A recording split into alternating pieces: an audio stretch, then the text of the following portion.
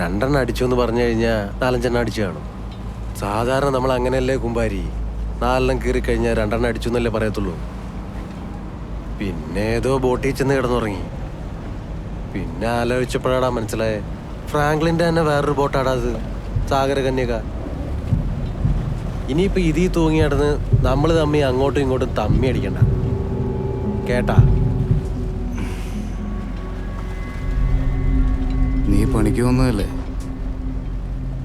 അത് നടക്കട്ടെ എന്തായാലും.